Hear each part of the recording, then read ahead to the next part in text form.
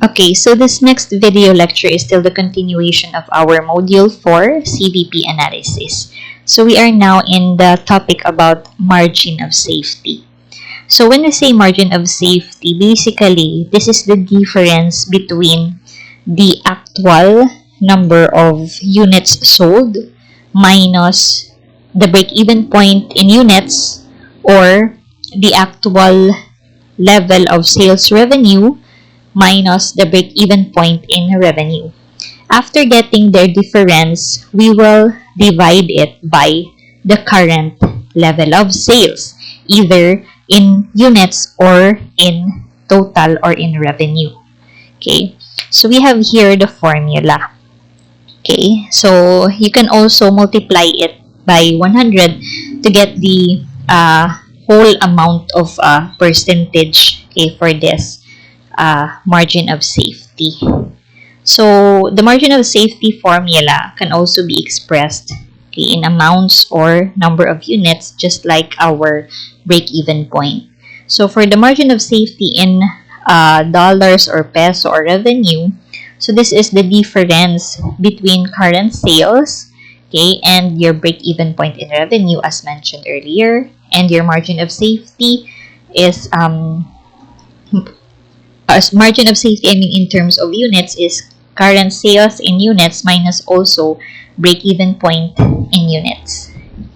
So there are two applications to define what margin of safety is all about. So the first one is in terms of budgeting. So in budgeting and break-even analysis, our margin of safety, this is the gap between the estimated sales output and the level by which the company's sales could decrease before the company will become unprofitable. So, meaning to say, in this analysis using the margin of safety, the entity will be able to determine the number of units and the amount in revenue or in sales or in total, okay, whether they will be at loss or at profit, okay, of course with the help of our break-even point, okay, level of sales or in units. So here, margin of safety will signal the management the risk of any loss that may happen as the business is subject to changes in sales. So of course, we all know that we cannot control the level of sales. We can only set a target or objective as to the level, but when it comes to the exact amount, so it may vary because we cannot control the buying behavior of our customers. We can only influence them, but we cannot control them. Okay, so this is especially when a significant amount of sales are at risk of declining, so it will result into a loss or unprofitability.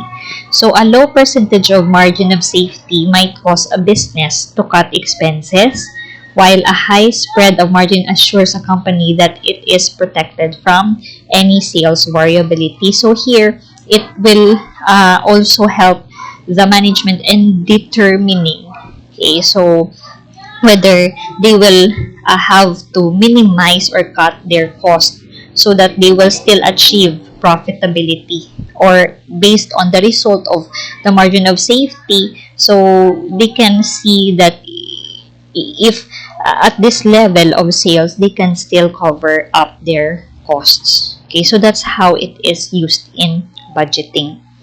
For in terms of investment or investing, so in the principle of investing, the margin of safety is the difference between intrinsic value, okay, of the stock against its prevailing market. When we say intrinsic value, this is the actual worth of a company's asset, okay, or the present value of their asset when adding up the total discounted future income generated. So meaning, present value is the amount of the asset after a several period of years, considering the inflation, okay, or the changes in the value of money or the worth of money, okay, applied to the value of the asset. So when applied to investing, our margin of safety is calculated by assumptions, meaning an investor would only buy their securities when the market price is materially below its estimated intrinsic value. So here, how to determine the intrinsic value or the true worth of a security. So this is highly subjective because each investor has a different way of calculating this intrinsic value. So this may also be accurate, or more likely it may not. So the fair market price of the security must be known, okay, in order to use the discounted cash flow analysis method to give an objective for the fair value of the business. But of course here, this is on in the investing part, okay. But in our discussion right here, the application of our margin of safety will be focused on budgeting. So this is our main concern, okay, in this field, okay, in cost accounting or management accounting.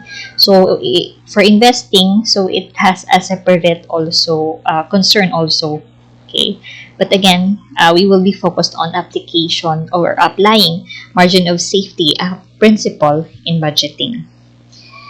Okay, so to understand better, we have here an example of margin of safety. Okay, so for example, for Ford company, so they purchased a new piece of machinery to expand the production output of its top-of-the-line car model. So the machine's cost will increase the operating expenses to 1 million per year. And the sales output will likewise be augmented. After the machine was purchased, the company achieved the sales revenue of 4.2 million, while the break-even point in revenues is 3,957,188. Okay, so to solve or to determine the margin of safety, so we will be using our formula. Okay, so current sales is given at 4.2 million. Also, your break-even point in revenues is given.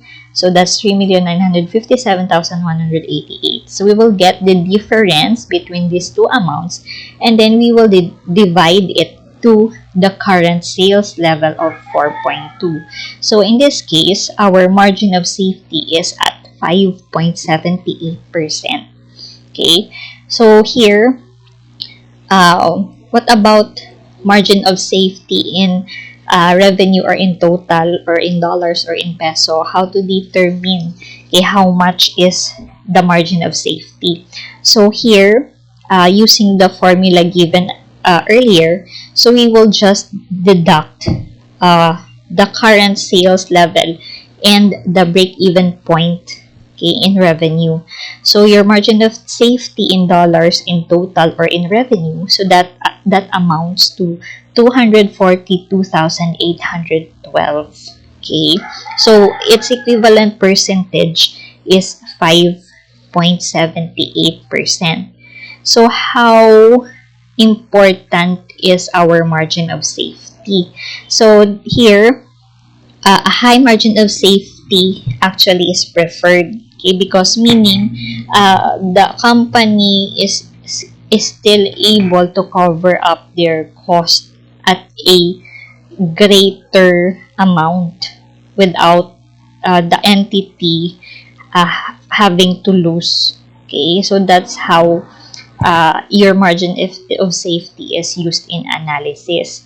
So as it is indicated, sound business performance. Okay, meaning if the margin of safety is high, it indicates sound business performance. Okay, because it has a wide buffer to absorb any sales volatility, or any change in sales may not cause losses on the entity, because it will absorb, okay, a portion or a large portion of their expenses if your margin of safety is high. On the other hand, if you have a low margin of safety, then it will indicate not so good position, and the entity must improve, okay, by increasing the sale price or the selling price, or they can also increase the sales volume, or they can improve contribution margin. How to improve your contribution margin? So what you're going to do is to cut off or reduce your variable cost. Okay, or they can adopt a more profitable product mix to arrive or to achieve a greater level of sales. Okay, so that their margin of safety will also follow or will increase. Okay, so for investors, the margin of safety will serve as a caution against errors in calculation, since the fair value is different or it is difficult to accurately predict. So safety margins will protect the investor from poor decisions and any downturns that might happen in the market. So again, from the term itself, margin of safety. So this is the level or the percentage or the amount in which the company is able to absorb their costs without losing if there is changes in their level of sales. So again, it is preferred and it is better for the entity to have higher margin of safety, okay, so that they will be protected in case there is changes, especially decrease in the sales. Okay, so if there is decrease in sales and they have a high safe margin of safety, so meaning they are still considered to be profitable. While if their margin of safety is low, then it can affect them, okay, negatively if there is a decrease in sales, because uh, it might result into losses. Okay, so that's how margin of safety is being used. Okay, for the analysis to help the management in decision making.